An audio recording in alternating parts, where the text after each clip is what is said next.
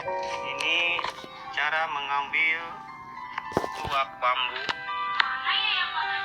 Gunanya adalah untuk membuat batu. Kita ambil sekitar jam 5 pagi setelah subuh. Kita masukkan bekas botol tersebut ke ujung bambu yang telah kita potong untuk menampung air tuak dari bambu. Kita ikat supaya jangan sampai jatuh kalau sudah terisi dengan air bambu atau tuak bambu tersebut. Kita tinggalkan, kita tengok lagi sekitar 2 jam kemudian. Nah, setelah kita 2 jam kita ambil,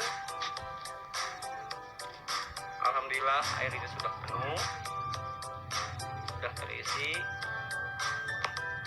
Namun jangan lupa sebelum kita gunakan, kita pindahkan saring dengan kain yang sehalus mungkin supaya bulu-bulu bambunya tidak ikut terminum oleh kita. Sebelum digunakan boleh kita campur dengan madu ataupun ditambah lagi dengan jeruk nipis supaya lebih mantap dan lebih manjur dan menghilangkan batuk Anda.